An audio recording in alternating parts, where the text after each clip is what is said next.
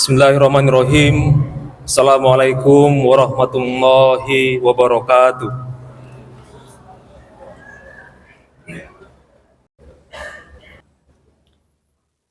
Alhamdulillahillazi nahmaduhu wa nasta'inuhu wa nastaghfiruhu wa na'udzu billahi min syururi anfusina wa min sayyiati a'malina.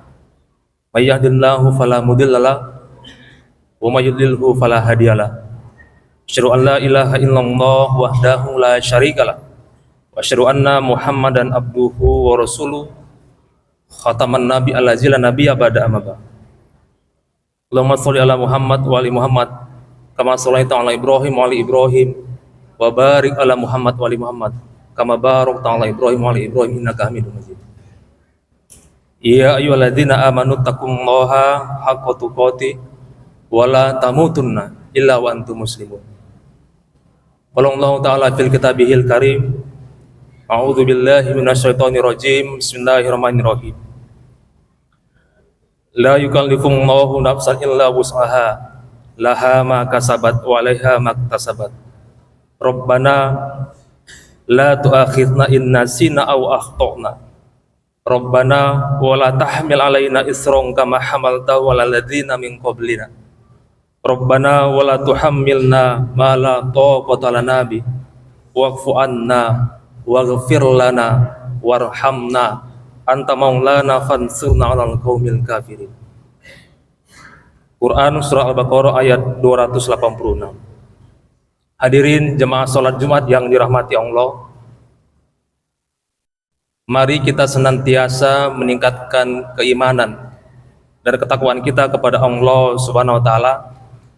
Samping itu kita juga mengucapkan syukur alhamdulillah karena ternyata Allah masih memberikan kita limpahan rahmat berupa kesehatan dan kesempatan sehingga kita semua masih dapat hadir menunaikan kewajiban kita di Masjid Taqwa Kampus Umah yang tercinta ini, yakni melaksanakan sholat Jumat berjamaah. Boleh jadi mungkin khatib terdahulu sering mengatakan bahwa mari kita jadikan sholat ini bukan hanya sekedar kewajiban, tetapi kita tingkatkan dia menjadi sebuah kebutuhan. Artinya dimanapun kita berada, apapun aktivitas kita, ketika kita sudah mendengarkan azan, maka berusahalah kita sekuat tenaga untuk meninggalkan aktivitas itu untuk mengerjakan sholat yang sedang dipanggil tadi kepada kita. Jadi dari sekedar kewajiban tadi, hendaknya dia menjadi sebuah kebutuhan. Tidak bermaksud untuk menyamakan antara sholat dengan makan dan minum, tetapi bagaimana peran dua aktivitas itu sangat dominan dalam kehidupan kita. Mana mungkin manusia itu tahan dalam satu harinya tidak makan dan minum. Orang yang puasa sekalipun pasti dia makan dan minum ketika berbuka. Nah, hendaknya orang Islam itu ya seperti itu gitu. Minimal dia mengerjakan sholat yang 5 waktu tadi. Syukur alhamdulillah tidak hanya 5 waktu itu gitu, tapi mampu diimbangi juga atau diisi juga dengan ibadah-ibadah sunnah lain. Hadirin sholat Jumat yang dirahmati Allah, tema kita kali ini adalah tentang 5 amalan yang bisa kita gunakan untuk menghadapi ujian kehidupan. Hadirin yang dirahmati Allah, saya pikir tidak ada manusia yang dalam hidupnya tidak punya masalah. Kita yang datang hari ini boleh jadi mungkin tadi pagi kita sudah menghadapi masalah. Mungkin bukan tadi pagi, mungkin 15 menit yang lalu mungkin. Atau boleh jadi 5 menit yang lalu. Kita sedang menghadapi masalah. Boleh jadi mungkin masalahnya adalah masalah kita dengan anak di rumah bagi yang sudah berkeluarga. Boleh jadi masalahnya adalah masalah kita dengan istri di rumah. Boleh jadi masalahnya adalah masalah kita dengan orang tua di rumah. Boleh jadi masalahnya adalah masalah kita dengan tetangga. Boleh jadi masalahnya adalah masalah kita dengan sesama profesi. Boleh jadi masalahnya adalah masalah kita dengan teman. Dan seterusnya dan seterusnya dan seterusnya gitu. Pasti itu akan menghadapi masalah-masalah yang seperti itu gitu. Cuma persoalannya bagaimana kita bisa melewati tahapan itu gitu. Selama manusia itu masih menghadapi masalah, itu tandanya normal. Nah, kalau dia tidak punya masalah berarti kan tidak berpikir. Nah, kalau dia tidak berpikir berarti tidak waras gitu. Nah, selama dia masih punya masalah dan dia berusaha menuntaskan masalah itu berarti normal gitu. Karena dia berpikir gitu. Memang aktivitas berpikir itu membutuhkan tenaga yang ekstra gitu. Nah tentu kita berharap karena kita ini beragama Islam, kita kan dituntun sama Allah gitu, untuk bagaimana kita menyikapi masalah itu dengan sebaik-baiknya agar bisa keluar pelan-pelan gitu dari masalah yang kita hadapi tadi. Nah mungkin boleh jadi di sini juga ada mahasiswa, dia juga punya masalah mungkin. Ketika dia datang mungkin ke kampus itu kan pakai ongkos, mau bimbingan dengan dosen pembimbing, tidak ketemu dan seterusnya itu kan pakai ongkos. Maka kalau kita sebagai dosen jangan begitu seharusnya gitu. Kita balas gitu chat WA-nya gitu. Karena kita tidak tahu bagaimana dia datang kemari gitu. Pakai uang apa dia bisa datang kemari gitu. Hanya untuk ketemu kita, lalu kita mempersulit dia gitu. Dan lain sebagainya. Nah, ini kan tidak boleh demikian gitu. Kita harus mempermudah dia gitu. Karena mahasiswa itu kan belum bekerja pada umumnya gitu. Dan dia pasti minta uang sama orang tua. Nah, ketika dia datang mau bimbingan sama kita, tidak kita tanggapi, nah mungkin boleh jadi dia sudah rugi berapa rupiah gitu. Nah ini kan tidak boleh demikian gitu. Harusnya kita tanggapi gitu. Kita yang buat janji dengan dia, ya kita harus konsekuen gitu, bahwa kita harus menepati janji itu. Nah ini masalahnya mahasiswa gitu. Nah lalu bagaimana kita bisa keluar dari semua masalah ini? Maka Islam itu secara tidak langsung menetapkan ada 5 hal tadi, 5 hal yang harus kita terapkan dalam kehidupan kita gitu, agar masalah-masalah tadi yang datang dalam kehidupan kita itu, apakah masalah keluarga, apakah masalah pekerjaan, apakah masalah di masyarakat, itu bisa terlewati dengan baik. Yang pertama adalah hendaknya kita senantiasa memperbaiki kualitas sholat kita gitu. Karena memang ketika kita mengaku beragama Islam itu, bahwa salah satu syarat gitu untuk kita bisa masuk gitu, kemudian mendalami ajaran Islam itu adalah terutama kita beriman kepada rukun iman tadi, kemudian juga beriman kepada rukun Islam itu. Nah tentu sholat ini pintu utamanya gitu. Di sholat ini kan saudara-saudara semuanya ada doa di sana. Setiap kita melaksanakan sholat, setelah kita mengucapkan salam itu kan ada doa. Nah di sanalah tentu kita bermohon kepada Allah. Memang benar bahwa kapanpun kita bisa berdoa. Selama kita masih ada wudhu, insya Allah doa kita itu dikabulkan. Tetapi ketika kita sedang melaksanakan sholat dan kita tutup sholat itu dengan doa, maka tentu ini tempat yang paling baik itu untuk kita bermohon kepada Allah tadi. Maka perbaikilah kualitas sholat kita itu. Nah kalau kita tidak sholat, bagaimana kita berdoa kepada Allah? Tidak ada medianya gitu. Ya kan bisa Pak, kita nggak usah sholat Pak, tapi berbuat baik saja sama manusia. Ya nggak bisa. Itu sama artinya ketika Anda mengaku sebagai mahasiswa UMA tapi nggak mau kuliah di sini, hanya mau ijazahnya, ya nggak bisa. Karena Allah buat peraturan, kalau mau memeluk agama Islam ada aturan mainnya. Ya tentu harus mengerjakan rukun iman itu, harus mengerjakan rukun Islam itu. Nah ketika tidak taat aturan, ya nggak bisa diakui dong gitu. Dia sebagai umat Islam itu gitu, harus taat aturan. Nah sholat ini yang paling penting gitu, ini pintu pertamanya gitu. Jadi bagaimana kita mau keluar dalam kehidupan kita kalau kita tidak melalui pintu pertama itu? Karena di sholat itu ada tempat di mana yang sangat Allah kabulkan doa kita, yakni di sholat tadi, gitu, di penghujung sholat kita itu. Di sana ada tempat yang sangat bagus sekali untuk berdoa. Ini yang pertama gitu. Karena memang sholat itu kata Allah, sebagaimana yang dikemukakan dalam Quran surat Al-Am itu ayat 162 itu potongannya adalah A'udzubillahi minasyaitonirrajim, Bismillahirrahmanirrahim. Inna sholati wa nusuki wa mahyaya wa mamati lillahi rabbil alamin. Sesungguhnya sholatku, ibadahku, hidupku dan matiku hanyalah untuk Allah Tuhan semesta alam.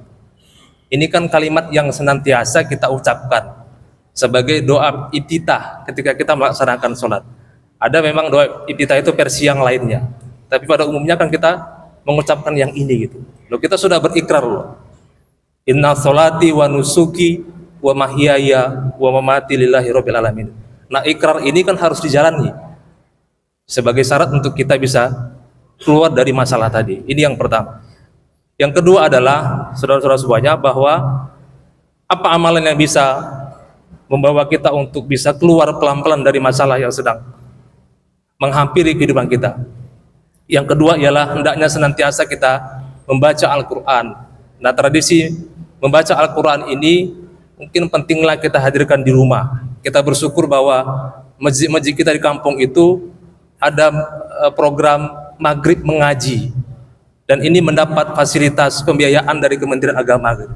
Karena memang ini sebenarnya ini dimulai dari pondok pesantren. Kemudian pondok pesantren ini kan pada akhirnya dia merasa bahwa orang Islam ini sudah mulai kehilangan giroh mengajinya gitu. Kemudian dicanangkanlah program ini, maghrib mengaji ini gitu.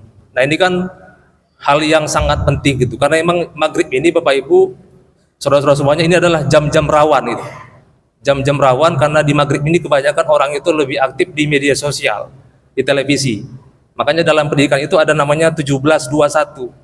1721 itu adalah mendampingi anak di rumah dari mulai jam 5 sore sampai dengan jam 9 malam. 17.00 sampai dengan 21.00 gitu. Karena ini jam yang rawan. Biasanya orang tua itu kan tidak peduli dengan anaknya. Dia sudah pulang kerja, nah kemudian dia masih asik di handphonenya gitu atau di televisinya. Nah ini jam yang rawan itu. Seharusnya di sini diberikan pendekatan tadi gitu. Hubungan intim antara orang tua dengan anak itu perlu dilakukan gitu di jam-jam yang rawan ini gitu.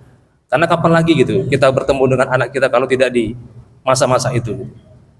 Nah ini kita bersyukur. Maka mungkin kita yang pernah mendengar program itu, maghrib mengaji itu, kita dukung program itu gitu, bahwa ini penting gitu. Jangan sampai nanti anak-anak kita itu nggak tahu dia gitu, tidak mengenal huruf hijaiyah ya gitu. Ya bahasa Inggrisnya bagus ya gitu, tapi mungkin mengajinya tidak bagus, nanti kan nggak boleh juga gitu. Kalau mengajinya nggak bagus ya bagaimana dia bisa sholat ya gitu, karena sholat itu kan pakai bahasa Arab gitu. Kemudian kan juga ayat-ayat Al-Quran di sana gitu. Nah ini kan tentu harus seimbang tadi antara ilmu dunianya dengan ilmu agamanya gitu. Nah jadi kita bersyukur bahwa ada program itu. Nah kalaupun tidak ada ya mungkin kita juga boleh jadi mungkin di antara kita ada yang mendatangkan guru ke rumahnya untuk mengaji anaknya. Bagus ya gitu. Karena memang dia tahu bahwa saya tidak punya waktu lagi untuk mengajari anak gitu. Sehingga pada akhirnya ya saya harus berkorban uang gitu untuk mendatangkan guru ngaji gitu. Supaya apa gitu? Supaya minimal pondasinya itu bisa kita benahi gitu. Pondasi ilmu agamanya sejak awal itu bisa kita benahi. Karena nanti kalau dia sudah SMA, sudah masuk perguruan tinggi itu sudah susah gitu. Tetapi pondasi awal itu adalah di SD tadi, dari mulai TK, SD sampai dengan SMP. Kalau yang ini sudah aman, maka insya Allah nanti ketika dia masuk SMA, perguruan tinggi itu sudah mumpuni lah gitu, ilmu agamanya gitu. Tapi kalau diberikan ketika SMA, masih bisa sih gitu, cuma perlu ekstra gitu. Khawatirnya nanti dia udah nggak sanggup lagi, karena beban pelajaran dia di sekolah sudah banyak, ditambah lagi yang ini dia nggak sanggup gitu, nggak sanggup menampung memorinya gitu. Nah ini yang kedua, membaca Al-Quran. Yang ketiga ialah apa amalan yang bisa membantu kita mengatasi ujian kehidupan itu, yakni bersedekah secara rutin gitu. Bahwa memang kita dalam Islam ini kan diajarkan untuk mengeluarkan infak, zakat dan sedekah gitu. Zakat mungkin pasti insya Allah kita keluarkan ketika kita akan masuk bulan Ramadan menghadapi Idul Fitri. Sudah pasti itu kita keluarkan.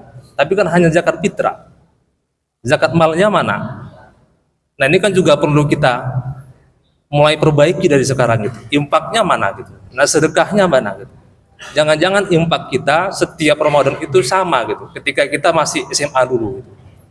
Jangan-jangan infak kita ketika Ramadan itu sama ketika kita masih belum semapan hari ini gitu. Nah ini kan tidak ada peningkatan berarti gitu. Harusnya kan ada peningkatan gitu. Oke lah boleh jadi mungkin 10 tahun yang lalu kita belum mapan gitu. Sehingga mungkin impaknya masih sedikit. Tapi ketika kita hari ini sudah mapan, ya tentu harus ada peningkatan dong gitu. Dari segi impak tadi gitu. Karena kan ini juga akan digunakan nanti untuk kepentingan bersama gitu. Nah bersedekah ini kan juga saudara-saudara semuanya merupakan sebuah aktivitas yang insya Allah akan bisa menghindarkan kita dari penyakit-penyakit tadi. Karena memang kata Allah itu kan wa fi amwalihim bisailil wal mahrum gitu. Di dalam harta orang yang bertakwa itu ada hak bagi orang miskin yang dia datang meminta sama kalian maupun yang datang tidak meminta. Ya gitu. Nah berarti kalau dia datang meminta sama kita harus dikasih karena emang hak dia gitu. Lebih bagus memang kita yang datang duluan gitu sebelum diminta gitu. Karena emang nanti kalau Allah yang memintanya, nah itu repot lagi gitu. Kalau Allah yang memintanya mungkin nanti bisa jadi bentuknya beda lagi Pak ceritanya gitu. Mungkin bentuknya dalam apa gitu? Kebangkrutan. Mungkin bentuknya dalam apa gitu? Penyakit dan seterusnya gitu. Karena kita simpan ini ya gitu. Harta yang harusnya milik orang lain Ada bagian milik orang lain, milik orang miskin yang tidak mampu, kita simpan, kita tahan itu. Kalau ambil paksa gitu. Dengan cara yang berbeda gitu. Dikasih penyakit yang harga penyakitnya itu sama dengan uang yang dia simpan gitu. Nah, ini kan repot ya gitu kalau urusannya sudah seperti ini. Nah, yang keempat adalah syarat agar kita bisa keluar dari kesulitan hidup ini, hendaknya senantiasa berbakti kepada orang tua gitu. Karena emang dari sanalah kita bermula semuanya gitu. Dari sanalah kita dididik ya gitu. Jadi kita hari ini berhasil adalah karena didikan orang tua kita gitu. Nah, itu kan luar biasa itu. Kalau kita bisa sampai pada tahapan yang demikian itu gitu. Maka memang penting gitu. Bagi kita dalam sebuah keluarga itu ada pembagian tugas gitu antara ayah dengan ibu gitu. Itu istri kita itu kan bapak semuanya itu kan sudah cukup repot gitu menghadapi urusan rumah tangganya gitu, anak dan seterusnya gitu. Tentu kita sebagai suami kan sangat egois ya gitu. Kalau kita tidak mau terlibat ya gitu dalam hal mungkin mendidik dan membimbing anak gitu, tentu harus ada bantuan dong dari kita gitu. Jadi jangan sampai kita lepaskan sendiri gitu. Karena dalam istilah psikologi itu kan ada baby blues gitu ya gitu. Ketika seorang ibu yang baru melahirkan itu dia stres gitu. Stres karena dia nggak sanggup mengurus anaknya sendiri gitu. Dan dia juga nggak sanggup meminta bantuan orang tuanya gitu. Karena orang tuanya sudah tua. Nah, harusnya kan suaminya perhatian gitu. Nah, ketika suaminya tidak perhatian maka stres. Dan itu bisa dampaknya berbahaya, Pak. Ada yang sampai mau membunuh anaknya gitu. Ada yang sampai dia mau mencekik anaknya gitu. Dan seterusnya gitu. Karena stres tadi gitu. Tidak tahan ya gitu. Karena dia sendiri semuanya mengurus. Ya gitu. Jadi dalam psikologi itu ada istilah baby blues itu gitu. Stres tingkat tinggi ketika seorang ibu itu dia telah hamil dan tidak ada peran dari suami gitu untuk membantu gitu. Karena memang itu kan masa-masa yang sangat rumit ya gitu. Usia bayi setahun sampai dengan 3 tahun itu kan masa-masa yang sangat rumit ya gitu, dan perlu bantuan kita sebagai suami. Nah, tentu kita didikan orang tua kita itulah pada akhirnya yang bisa mempengaruhi kita gitu. Bagaimana kita diajarkan nanti. Maka kita hari ini yang sebagai orang tua, nah tentu kita balikkan lagi gitu. Kita yang dulu pernah mendapatkan pengajaran dari orang tua kita itu kita balikkan lagi gitu, atau kita berikan lagi, atau kita tambahkan lagi gitu kepada anak kita supaya dia tahu bahwa yang namanya kehidupan ini ada hal-hal yang harus kita kerjakan secara bersama-sama gitu antara suami dengan istri itu. Nah, ini yang keempat tadi. Dan yang terakhir adalah agar kita bisa terhindar gitu atau melewati masa-masa kesulitan itu atau ujian kehidupan itu, hendaknya senantiasa membantu hamba Allah yang dalam kesulitan gitu. Nah, tentu membantu itu kan tidak selamanya mungkin dalam bentuk materi ya gitu. Kalau memang dia minta materi, jadi materi dikasih gitu. Tapi kalau dia mungkin minta akses, kalau dia mungkin minta informasi dan seterusnya, nah ini kan harus kita bantu. Karena boleh jadi bantuan kita yang tidak seberapa itu ternyata mungkin boleh jadi bisa menyelamatkan dia gitu. Nah, ini kan hal yang sangat penting gitu. Karena kalau tidak kita bantu dia, kemana lagi dia akan minta bantuan. Kalau bukan kita yang membesarkan agama ini, agama Islam ini, tentu siapa lagi yang bisa membesarkan agama Islam ini kalau bukan kita gitu. Nah, tentu dalam Islam juga ada perintah gitu. Wa ta'awanu 'alal birri wat taqwa wa la ta'awanu 'alal ismi wal udwan gitu. Dan tolong menolonglah kamu gitu, kata Allah gitu. Dalam kebaikan dan ketakwaan, tetapi jangan tolong menolonglah kamu dalam keburukan tadi. Nah, maka sebagai endingnya adalah doa yang saya bacakan tadi atau kutipan ayat Al-Qur'an yang saya bacakan di awal tadi, hal ini hendaknya senantiasa menjadi amalan kita ketika kita berdoa selesai sholat. Apa doanya itu? Yang pertama adalah Rabbana la tu'akhizna in nasina aw akhtana. Ya Tuhan kami, janganlah Engkau hukum kami jika kami lupa atau kami melakukan kesalahan. Rabbana wala tuhammilna Rabbana wala tahmil alaina isron kama hamaltahu walal ladzina min qablina. Ya Tuhan kami, janganlah Engkau bebankan kepada kami beban yang sangat berat itu, sebagaimana Engkau pikulkan gitu, kepada orang-orang sebelum kami. Rabbana wala tuhammilna ma la taqata lana bi wa'fu anna waghfir lana warhamna anta maulana fansurna 'alal qaumil kafirin. Ya Tuhan kami, janganlah Engkau pikulkan kepada kami apa yang tidak sanggup kami memikulnya. Wa'fu anna gitu. Maafkanlah kami gitu. Waghfir lana gitu. Ampunkanlah kami. Warhamna, rahmatilah kami. Anta maulana fansurna 'alal qaumil kafirin. Sesungguhnya Engkaulah pelindung kami, maka tolonglah kami menghadapi orang-orang yang kafir. Fa'tabiru ya ulil absar la'allakum tuflihun.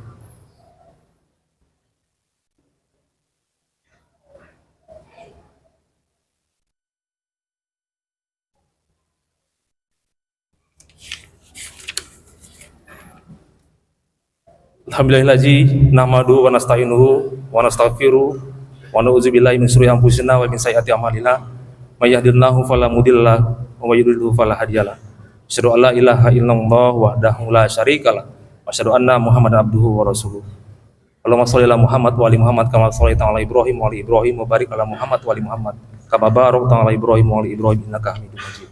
Sebagai kesimpulan kita pada khutbah yang kedua ini adalah ada 5 tadi amalan yang insya Allah bisa membantu kita untuk melewati ujian kehidupan tadi. Yang pertama adalah mari kita senantiasa memperbaiki kualitas sholat kita. Inna sholati wa nusuki wa mahyaya wa mamati lillahi rabbil alamin. Bahwa ini adalah ikrar yang senantiasa kita ucapkan ketika kita melaksanakan sholat. Yang kedua adalah hendaknya kita senantiasa menghiasi rumah kita dengan membaca Al-Quran. Kemudian yang ketiga adalah hendaknya kita senantiasa bersedekah secara rutin. Kemudian yang keempat adalah hendaknya kita senantiasa memperbaiki hubungan kita dengan orang tua, hubungan kita dengan anak, memperbaiki hubungan kita dengan istri, dan juga memperbaiki hubungan kita antara teman, kolega, dan seterusnya. Dan yang terakhir adalah hendaknya senantiasa kita membantu hamba Allah yang dalam kesulitan. Boleh jadi mungkin bantuan itu bisa membebaskan dia gitu dari ketidakberdayaan yang sedang dia hadapi itu. Innallaha wa malaikatahu yusholluna 'alan nabi. Ya ayyuhalladzina amanu shollu 'alaihi wa sallimu taslima. Allahumma ighfir lil muslimin wal muslimat wal mu'minina wal mu'minat al ahya'i wal amwat bi rahmatika ya arhamar rahimin. Rabbana hab lana min azwajina waz dzurriyyatina qurrata a'yun waj'alna lil muttaqina imama. Rabbana dzalamna anfusana wa illam taghfir lana wa tarhamna lanakunanna minal khasirin. Rabbana atina min ladunka rahmah wa hayyi lana min amrina rashada. Rabbana atina fid dunya hasanah wa fil akhirati hasanah wa qina azabannar walhamdulillahi rabbil alamin. Aqimus shalah.